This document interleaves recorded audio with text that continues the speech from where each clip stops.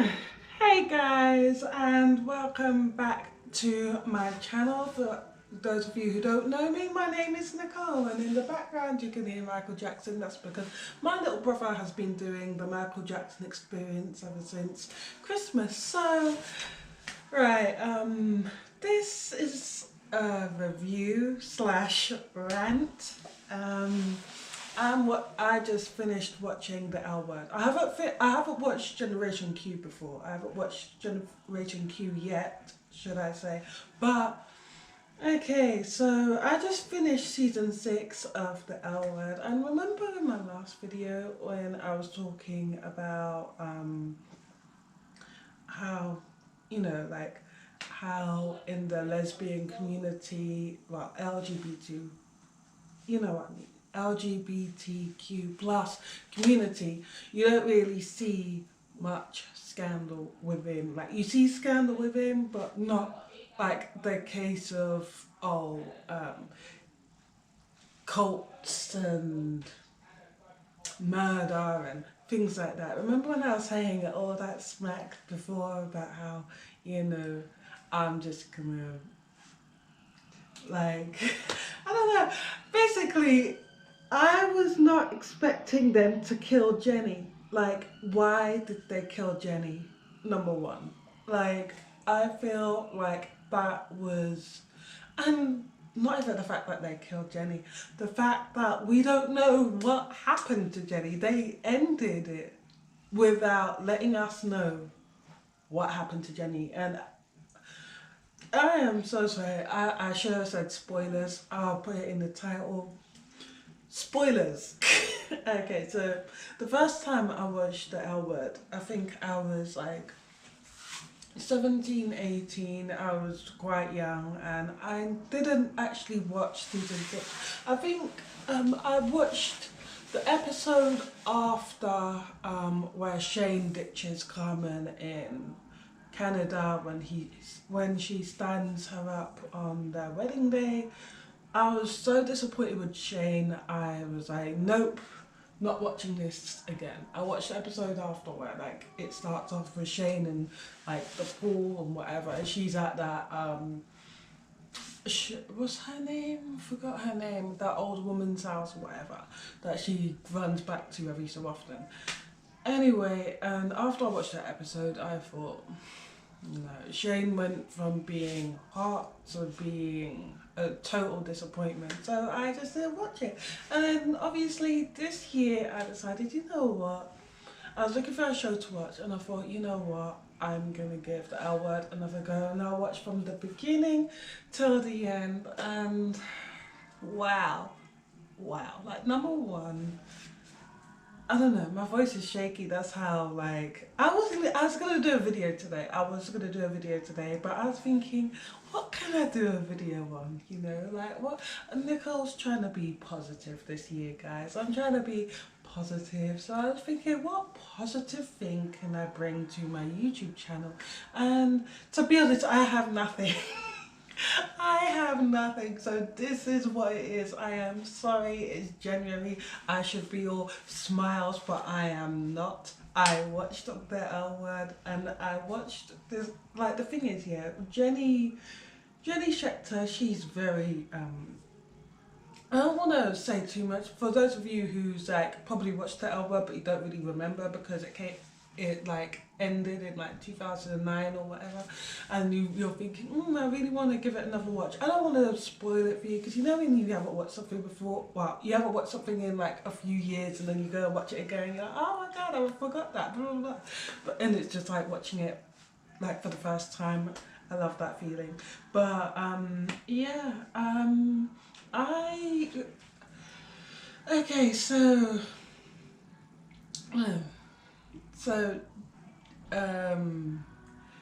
Jenny is a very complicated character, and she came in season 1, she was with her boyfriend Tim, and then they moved to a part of LA where the LGBTQ plus community is like it's very much populated with, you know, LGBTQ plus community, and so it's very common to, you know, run into lesbian couples, gay bars, gay, you know, and I love that, you know, I love that. It's like, you know, it gives this sort of, the L word gives this sort of hope, this sort of um, fantasy that, you know, one day, one day it will be like, even though it's normal now, it's still very far few between. Even for you straight people, some of you straight people, you still feel sort of awkward if you see two men kissing, and we're in 2022, and you know, it just gave this sort of warm comfort, you know, this sort of warm sort of feeling, that, you know, this safe place for viewers who are part of the LGBTQ plus community to go and watch and just imagine themselves being just totally comfortable with who they are. You know, we didn't see much homophobic, well, tell a lie, yes we did. We saw tons of it, they were very real, but we didn't see, you know, the murders and you know, like, when I say, oh, there's not much scandal in the LGBTQ plus community, I'm talking about inside, you know, I'm talking about within ourselves. I'm not talking about haters who hates on people because they're different. That's not what I'm talking about. I just wanted to clear that up. So even though we didn't see much of that, but we did hear in season 6 about the man who, when Alice was on the oh, what show was she on? She was on, was it actually the L word? No.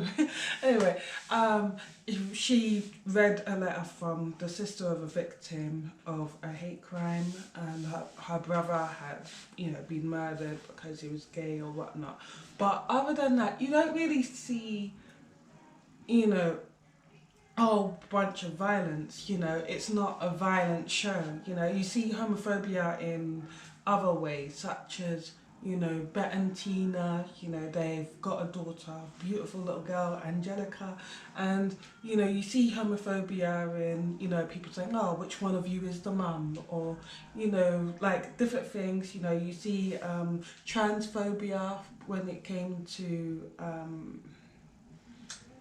you see, I've got so much running through my mind that I'm even forgetting everything. Like, when you see transphobia, when you see Max going through for job interviews and things like that, and, you know, but it's not meant to be a violent show. Like, it was not meant to be a violent show. Like, so I'm here, like, I was here Tuesday in this very spot saying, oh, you know, like, I can't stand I couldn't stand watching Ruthless, it's too violent. You know, like, I feel like in the lesbian community there's not a lot of violence and I feel more comfortable there, and blah, blah, blah. But it's like, they took the show, this nice, safe sort of thing, and they totally just dumped it in fire. And I don't know how I feel about season 6. I really don't.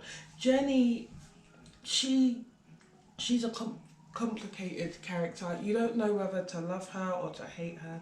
You look at her, she's absolutely beautiful, she's cute, she's petite, she's adorable, she's, you know, but her, over time you start to see her character changing. You see, at first you're like, okay, so she's just this sweet innocent girl who moved to LA with her boyfriend, and then she met Marina, and then she fell in love with her, and she was like naive, she was young, and Marina just sort of used her and then broke her and Tim apart, and then you see her embracing the fact that she's a lesbian, you know, accepting the fact that she's a lesbian. And so even though you're seeing, you know, her and Tim, you know, like breaking up and everything like that, you see her sort of coming into herself, and it's a beautiful thing. And then you see,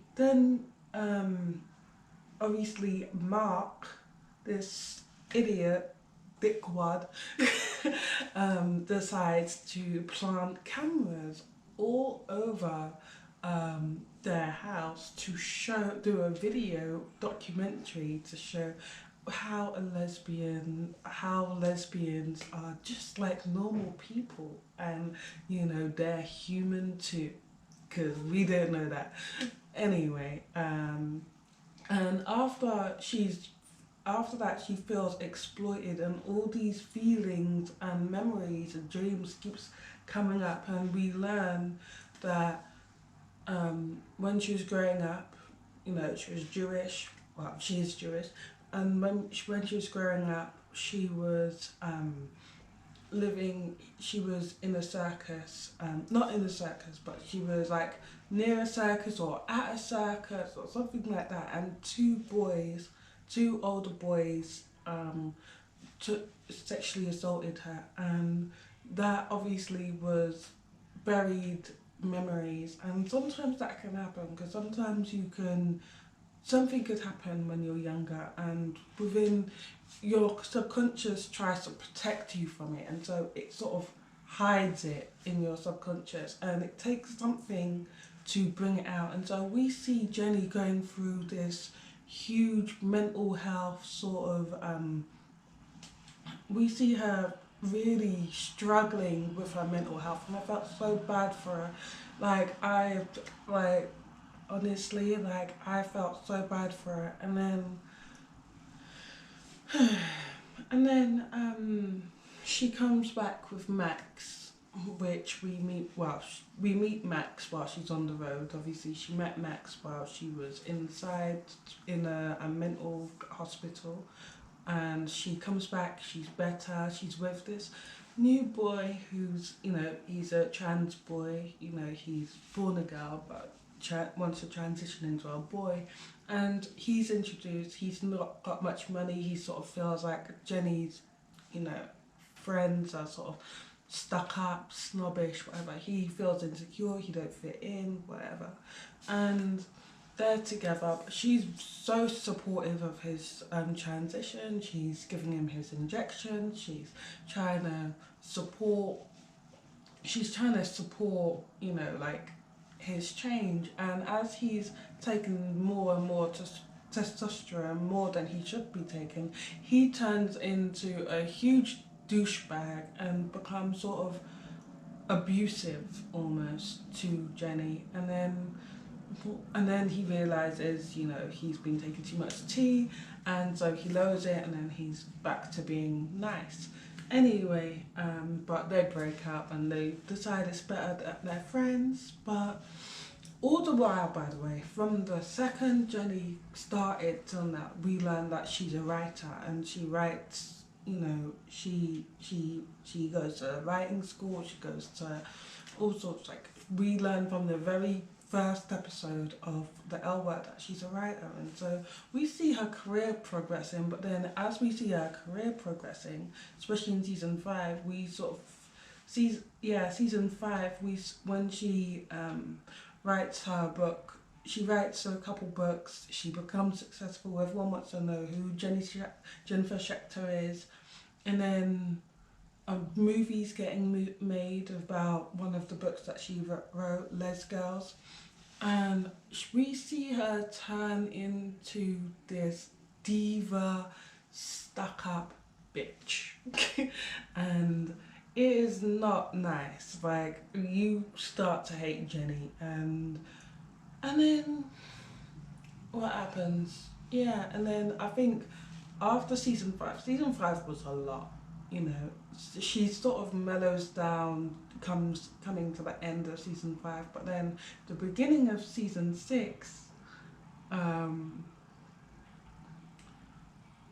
yeah. So basically, like, the beginning of the end, how it ended at season 5 was, how it ended at season 5 was, she was dating this girl called Nikki Stevens. She was beautiful. She looks a little like Megan Fox, like back in like 2008.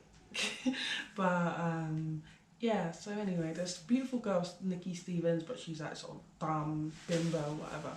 And she's sort of stuck up herself, and they get together, but then they break up, and then Shane decides it's okay to sleep with Nikki, which is not okay because Shane is literally just like, Shane's literally like Jenny's best friend and roommate, and it's just a whole mess. And so, but then in the very beginning of season 6, I know I told you that I'm not going to spoil it, but I'm sorry. Spoilers. Anyway, in the beginning of season 6, we see, you know, everyone looking distraught. You see police everywhere, and then we see Jenny in a body bag. So my first thought is, oh my god, she's killed herself. She saw Shane betrayed her. You know, she said a speech at the premiere of Les Girls, and then she wanted to say something to Nikki, and then obviously that thing was, I want you back or whatever. And then I'm doing a video. Yeah, so anyway, sorry about that. So after that, it's like, you're thinking, it's only 8 episodes in season 6, which is annoying, but still, the whole time you're wondering. Sorry, my lips are really dry. I've been drinking a lot of water, believe it or not, but yeah. Anyway, so the whole time you're in the back of your mind, you know Jenny's gonna die. And season 6 is, she spends the whole of season 6 pissing everyone off. Like, honestly, like, she's in everybody's business. She's sabotaging everything. She's being, you know, we also see that Shane is also, yeah, in the beginning of season 6, Jenny tells Shane, which was completely like, sometimes I was thinking, where was the script going with this? Because, okay, so Shane is basically, Shane is a hoe. Okay, Shane, I love Shane, but she literally just can't keep her clit in her pants. Like, honestly, like, she sleeps with every female that walks.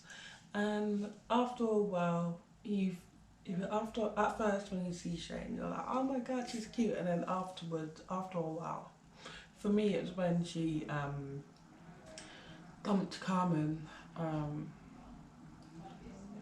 at their wedding day. I feel like after a while you think, okay, enough is enough. Like, this is getting old. Like, yeah, you're gonna go sleep with this woman, then you're gonna go sleep with that woman, and every single woman who blinks bats their eyelashes, you're gonna sleep with. But with Jenny, she wasn't like that, you know. And even though, no, she wasn't just sleeping around with her friends, that's not what I'm saying, but with Jenny, it's like she had this sort of care and sort of, she was sensitive with Jenny, because Jenny is very fragile because of her mental state. And Shane, from the beginning, just looked after Jenny, and it's sort of like seeing sounds sick, but sort of like seeing a big sister and a little sister, you know. And she really took Jenny under her wing and just looked after her and was there for her. And so this was just meant to be the girl, the one pretty girl that Shane just don't touch, you know. This was just meant to be that one sort of relationship that is kept pure and kept as a friendship. But I don't know why or how or when.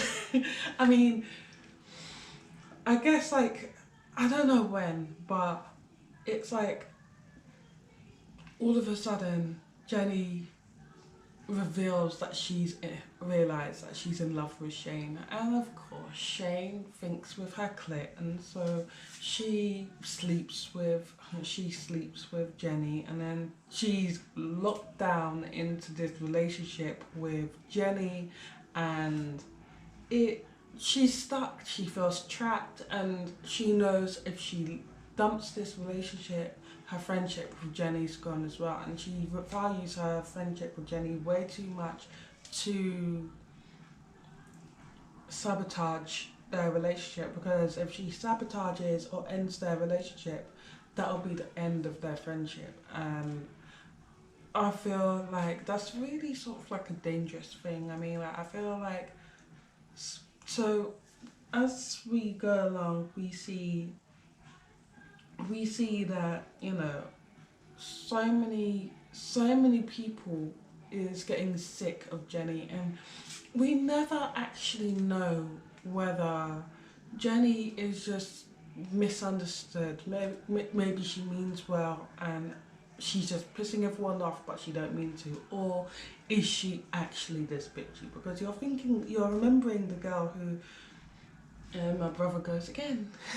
Anyway, you're remembering the girl who goes, you're remembering this girl who started, and she was just so young, I mean, when I say young, I don't mean she's a teenager, I mean like she started when she was like, I don't know, like she was about early 20s, and she was just young, naive, and you know, we sort of see her grow, and so you don't really want to believe that Jenny is this bitchy, but then nearly at the end, on the season finale. Okay, so a few things that I left out before I get to the season finale. So basically, the episode 1, you know, you see Molly and Shane fell in love with each other, but she's a straight girl, and it was a bit complicated, a bit messy, and they broke up. They got together, they broke up, got together, broke up, but Shane actually fell in love with this girl, which is very rare for Shane to fall in love. I mean, she's fallen in love with a few girls, but she fell in love with this girl, and so obviously it was I didn't blame Jenny for doing this, but it's because I understand the heat. It was like in the heat of when everything happened. Jenny had just come home after seeing Shane and Nikki sleeping together, and so Molly knocks the door and tells Jenny that, you know, she's in love with her, she made a mistake, blah blah blah, and gives her Shane's coat and tells Jenny that in the coat is a letter she wrote for Shane. And so Jenny reads the letter, and it's a beautiful poem. She puts the letter back into the pocket of Shane's coat and hides the coat in her closet attic. And then what else happens? Yeah, Nikki Stevens plays her on the set of Les Girls, and Tina is also is a director on, I think she's a director. Was she a director? I don't know. But she's working on Les Girls with Jenny. She's one of the producers or whatever, I don't know. Anyway, the negatives get stolen from the lab, and you see everyone thinks it's Jenny, and Jenny sounds so genuine.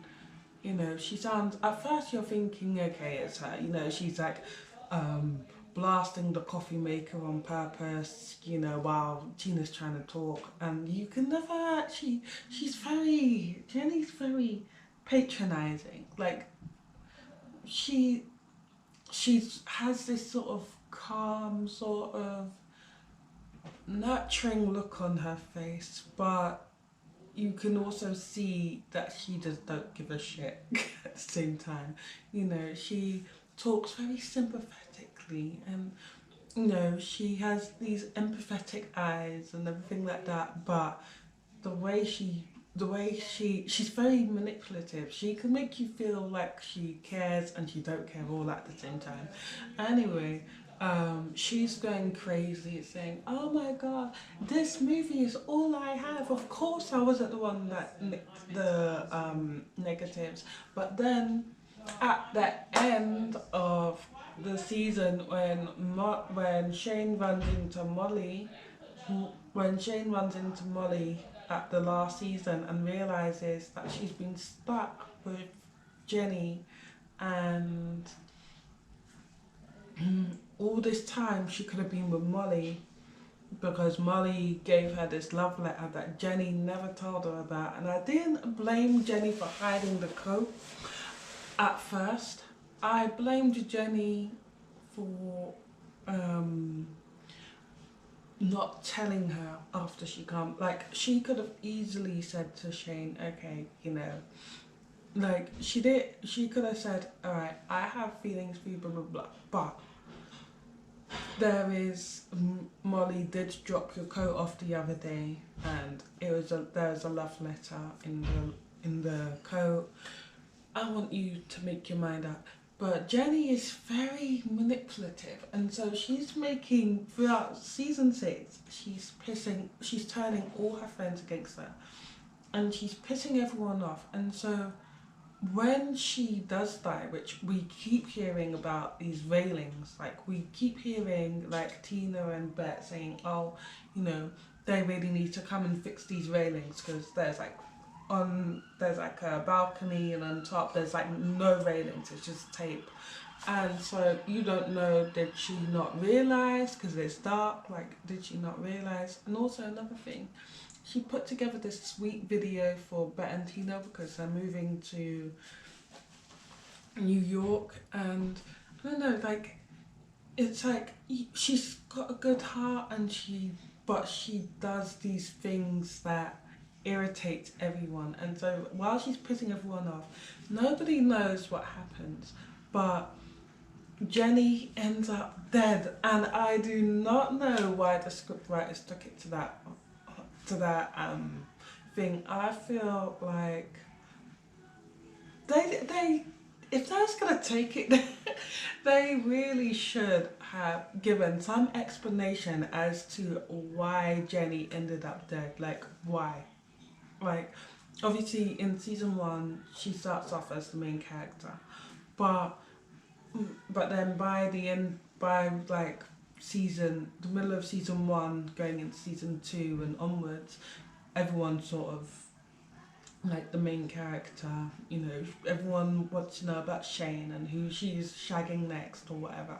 But honestly, I feel like the way that they killed Jenny off, and I know they did it for suspense, but it's like the suspense didn't make sense, because now we're always gonna be thinking, what a shit ending, what a crappy ending. Like, how do you end it like that? Like, how do you end it with these group of friends who, yeah, Jenny is annoying and, you know, interfering and meddling, but she's not doing anything that will cause someone to kill her. And these are a group of friends and a group of people who, these are good people. Like, these are people who, they're trustworthy, they're a tight group of friends, they look out for each other, and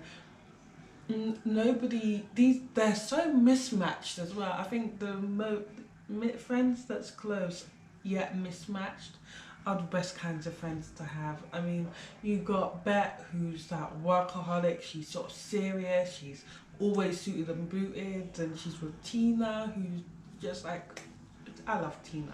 But then you got Shane, who's just this shabby sort of stud who, you know, like, she's like hot but rough but soft, but I don't know, but yeah, you know, totally beautiful and totally just easy. And then you got Alice, who's just this sweet little sweet girl who's just like, she's got this high pitched voice. She's like she never made it past 10 sort of thing. She's girly. She loves dresses. She loves everything. She's just adorable. Like, everyone is just so different, but these are a group of friends who are so close and but so close knit together. And then obviously you've got Bet's sister, who, you know, like, what I like about Bet's sister is she's so supportive over the LGBTQ plus community, that even though she's straight herself, she opened a bar specifically for lesbians and things like that. So there's no suspect, like, there's none, because she pissed everyone off. So everyone who works at the police station is thinking, okay, these are all guilty, like, one of these people did it. But us who knows these people knows that none of them could be capable of killing someone. You know, it may have been an accident, but we don't know. We don't know. We don't know. And what's pissing me off is the fact that we'll never know. I mean, maybe who knows, maybe in the L word, Generation Q, it'll explain why they killed Jenny, but I don't know. They bought that in, like, I don't know, that's like 2019 that came out, isn't it? But so a whole 10 years later, by then everyone would be over it. Like, everyone who watched it before back in the day would probably forget Jenny Schecter even died. Like, but what I don't understand is, how did she die?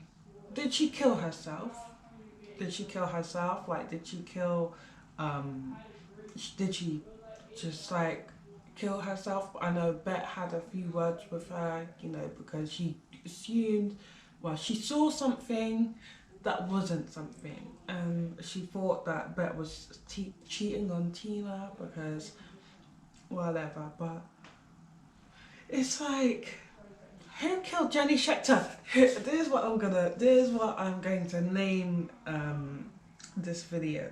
Who killed Jenny Schecter? I don't know who killed Jenny Schecter, but did she kill herself?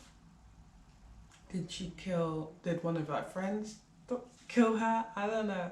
And why turn it from such a happy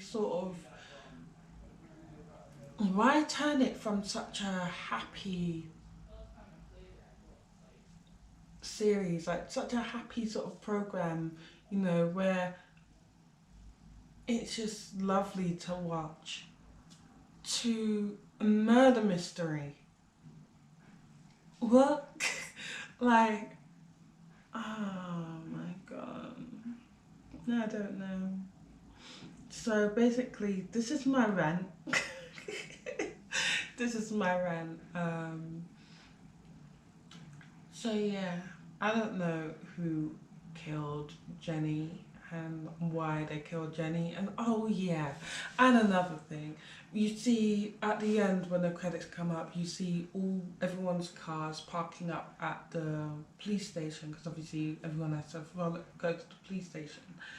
Anyway, and you see everyone walking up, you know, and I guess that's like showing all the characters and everything like that. But then everyone's just smiling and everything, and you're thinking, okay, you know, why is everyone smiling? Like, you lot pulled up to the police station because Jenny is dead, and the police don't know what happened. You lot don't know what happened.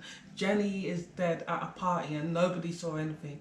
Oh, and another thing, Nikki Stevens was hiding in a bush, which is super suspect.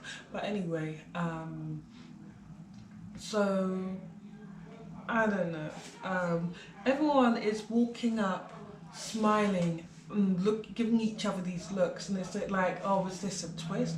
Did did they all just have this secret thing and kill Jenny? But then you see Jenny at the end and she's looking all sweet and adorable, and then she's holding hands with Shane, and then it's like, oh, okay, so it's not that. It's like just like a goodbye sort of, like, there's the last time you're gonna see me sort of thing, you know. Well, not the last time you're gonna see me, but sort of like a, you know, goodbye, you know. But I guess it was probably sad, filming the last episode. I can imagine that. I mean, like, they've been together for 6 years, and I have serious attachment issues when it comes to programs. Like, I can be binge watching something, and then when it gets to like the last season, I'm just like, no, don't leave me, because I get attached to characters in books, in movies. That's me. Anyway, so that's my rant. Who killed Jenny Schecter? I'm so confused. And if it says it in Generation Q, which I doubt it will, I don't know, would they really make a whole series of going back to that night and whatever? I don't know. They might do. I don't know, but we'll see. But if they have done that, if you do see, you know, Jenny, like what happened to Jenny in Generation Q, don't tell me. I mean, you know, alright, I'll take that back, but still, you know, I haven't watched Generation Q yet, but I'm going to binge watch that probably like tomorrow. But I just wanted to come here and have a rant about why on earth they decided to kill Jenny Schecter and turn this whole series into this dark murder mystery. Like, how and why? Like, can't we just have a safe space? Like, that was literally just my safe space. I was living vicariously through the characters in this nice LA sort of suburban area where everyone just feels comfortable to be who they are. And another thing, you might be watching this thinking, yeah, but you know, there's the big trans movement, and there's this and there's that, and there's like I'm non-binary now, and there's this and blah blah blah. I feel like all these, another thing, I was watching EastEnders yesterday, and if you live in the UK, you know what EastEnders is, and one of the storylines is about Ben, and he's sort of he's gone into this sort of scared depression because him and his partner and their friends got attacked. They got attacked and by these homophobic people, and you know, you really do see that this is still around. All this sort of added letters to the LGBTQ, all these new names, new dysphobia, that phobia, I mean, this, that, blah, like, you know, like, everything is like covering and masking what's going on underneath. It's like, okay, yeah, we've got this massive trans movement, which is great, but at the same time, everything is being masked and covered. Like, you're not seeing that homophobia actually still exists. People is like, you know, people's like, oh no, I'm non-binary, I'm this, I'm that, I'm gender fluid, I'm bi. I am bi. I'm gay. I'm lesbian. I'm this. I'm that. Like, queer is no longer an insult anymore. The word queer is no longer an insult. It used to be an insult, but now it's not. And you know, there's so much support for the LGBTQ community, and it's literally everywhere on shows. You got RuPaul's Drag Race, you got all these different things, you know, and you it's good in one way, but in another way it's not good because it's covering up what's going on underneath. It's covering up the fact that there is still trans men and trans women getting beaten up in public toilets. It's covering up the fact that there is still, you know, that lesbian couple down the road who, you know, unfortunately met their demise or whatever because of some twisted, hateful person who, you know, just doesn't want to live and let live. And, you know, it's masking up all of this sort of, all these things. And so when I saw that episode, when I saw EastEnders, when I did see EastEnders and I saw that they're talking about that, I was thinking, you know what, that's good. It's good that they're talking about it. But that with the L word, it's like you can pretend that all of that doesn't happen because it's just this area that's just LGBTQ friendly, and yeah, so that's a disappointment. But I I don't know why they ended it with a murder mystery. I felt like, I know obviously, like I don't know, it's like, why would they end it with a murder mystery? Like, why? Like, for what reason? Like, why was season 6 ended with a murder mystery? Like, did Bet and Tina ever go to New York? Like, did they go? I don't know. I mean, like, I guess I'll find out in Generation Q, but still, it's like there's so many unanswered questions.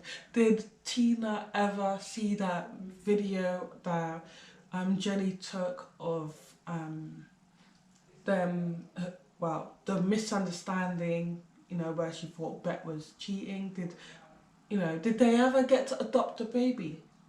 Did they adopt Max's baby because Max was pregnant? Which, anyway, did they ever, like, what happened? Like, it's literally a plane crash. Season 6 was a plane crash, and it's the shortest season as well. It had 8 episodes, whereas all the rest had 12. I think I'm done with my rant. I don't know. I keep thinking, okay, I should say like, comment, subscribe, whatever. But I know I got more to say. There's more. I got more to say. Why did they kill Jenny Schecter? Like, why? Like, for what? Like, what reason? Like, there's been 2 deaths. Yeah. No, there's been 3 deaths. Yeah, 3 deaths on the L word. I think the first death was Bet's dad. Bet's dad passing away, which obviously he died due to old age, and you know, that was sad. And then Dana, which I hated the way they killed her off as well. Oh my god. Okay, so obviously she's a 33-year-old young healthy woman who's a tennis player who recently just came out, and she's just such a sweet character. And then she found out she had cancer, and then they turned her character into this. She was with Lara, who was, by the way, guess what? Lara plays Aunt Jenna in The Vampire Diaries. Yeah. No, not Lara. Lauren. Anyway, the pretty redhead from like season 2 or season 3. Anyway, but yeah, they turned her character into this sort of horrible sort of, she was just so abusive to Lauren near the end, and that is not how Dana is. And then Alice was looking after Dana, and then you know, even though they had broken up, they were still friends. Even though Alice, you know, became a little obsessed with Dana, but then, you know, it's like they got past that and those friends, because that's what this group was. Like they wasn't petty. They wasn't like, oh, you did this, so I'm turning my back on you forever. There wasn't like that. There's just like this nice group of friends. And but anyway, so so Dana encourages Alice to go on a date with this pretty woman, which I forgot what her name was, and then Alice gets a call from Dana saying Dana isn't feeling well, and then comes back to find that Dana is like burning up or whatever, and then rushes her to the hospital. They're all taking turns to be with Dana. They're all you know, Alice is there round the clock, and I love the fact, I mean, like Dana, even though she looks white, you can see she's not white. You can see that she's either biracial or she's French. She's got something in her. So you see like they're moisturising her, putting on chapstick. They're really taking care of the fact that, you know, like, you know, yeah, she's in bed and she's you know, like bedbound, but they're taking care of her skin. They're making sure she's moisturised, you know, because obviously as people with melanin, we need moisture. But and then the one time, literally the first time that Alice leaves Dana's side, because the stupid nurse was like, oh, you're with her all round the clock, blah blah blah, why don't you go and take a walk, you know? And she's like, and then the one time she goes and takes a walk is when Dana dies on her own. So Alice must feel so bad. The first time she leaves her, she's burning up and has to be rushed to hospital. The next time she leaves her, she dies. Like, honestly, like the way they killed Dana off, I hated that. I hated that. Dana was such a lovely person. They screwed up her character for a bit, I have to say. Like, they made her sort of, and I guess maybe that happens, you know, people who, you know, they find out they've got an illness, or, you know, like, and they feel like, so my lips are so dry, and I've been drinking a lot of water, but it's the cold. But anyway, they feel like, you know, they feel sort of envious of those who are healthy. Not everyone, by the way. That's not what I'm saying. You know, disclaimer, no insults. But it's like, after a while, she got through that though, and even though Lauren left, you know, she was still thinking about Dana. And then when when Dana died, it was literally just so sad. And, you know, but it wasn't a murder. The other two, like, so Bet's dad and Dana, it was just due to illness or old age. It was not a murder. This was meant to be a program showing real the ups and downs in the lesbian community, you know, like the ups and downs, you know, they brought in Max, you know, to show the fact that, you know, what trans men go through, and the fact that a trans man can get pregnant even on testosterone. I mean, obviously you've got a vagina, and if you're using it, I guess you could get pregnant. But the thing is, it's like, you know, I don't know, it's like the way that they killed Jenny off, it didn't give Jenny much.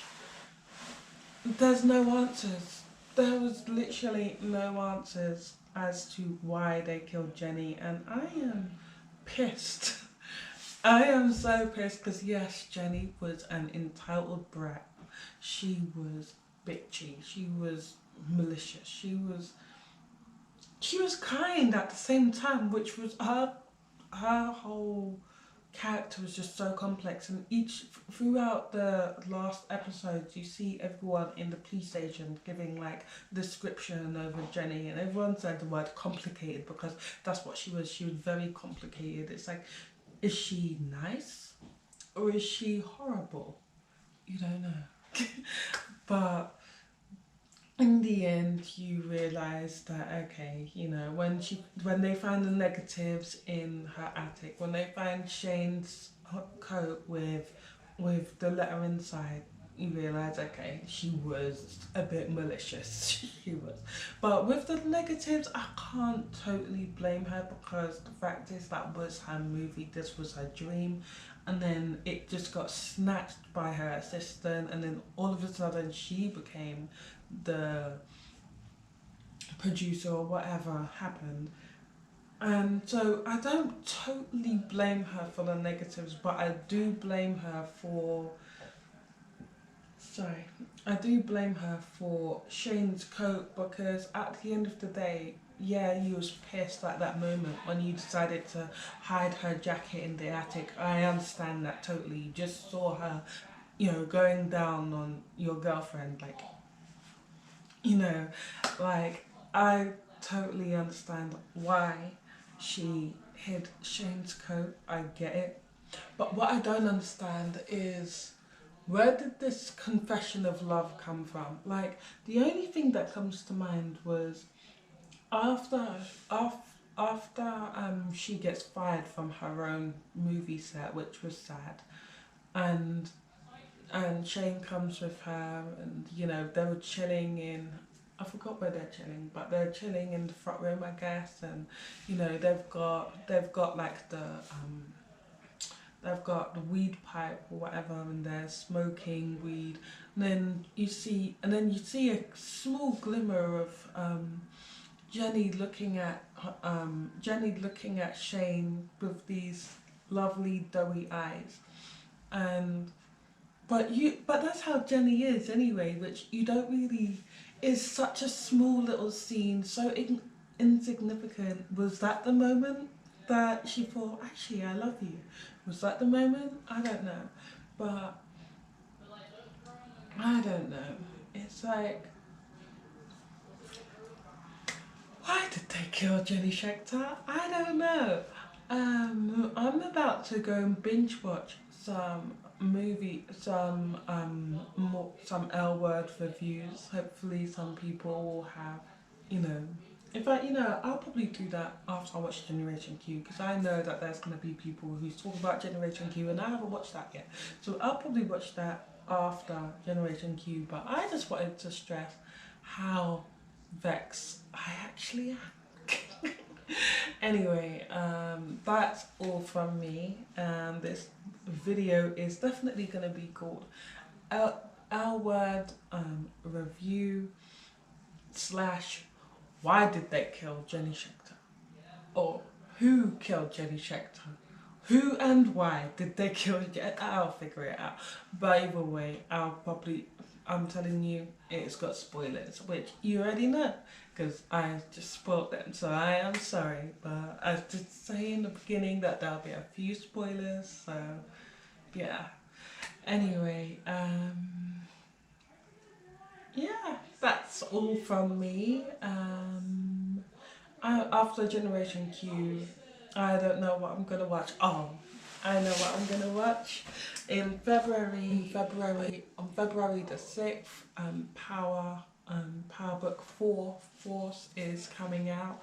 Tommy Egan's story, which I can't wait to watch. I'm caught up. I've watched all of them. But other than that, I think I'm just gonna focus on reading. I think I've had enough of binge watching things in my room on my laptop. I think after Generation Q, I'm just gonna give the series a break. You know, give watching different series such as such as Sex and the City, such as this and that.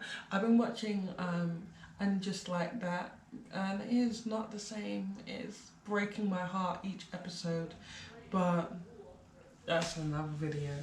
Anyway, if you like this video, like, comment and subscribe, do all the nice things, share, and yeah, try, if you haven't watched the L Word in a while and you're thinking to watch it again, I am sorry if I totally ruined that for you. I'm sorry. I'm sorry if I spoil everything. I'm sorry if you've never watched The L Word and I spoil everything. So yeah, feel free to get me back by commenting what if you know if it says anything about what happened to Jenny Schecter in Generation Q. You can get me back by letting me know in the comments and spoiling that for me, but I'll try not to read that until after. But you know what? I'm not gonna be a baby. I'll read it today anyway. Yeah, so like, comment and subscribe. Oh, before you go, guess what? Guess who lost £2 this week? I've been so good. I've been drinking my water, having my vitamins. I haven't touched chocolate for 2 weeks. I haven't touched any junk food for 2 weeks. I feel good. I feel good in myself. I feel good.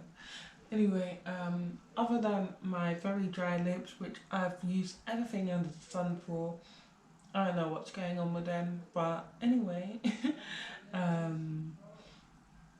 I will see you later. Thanks for watching, and just subscribe if you like my content. See you later. Bye.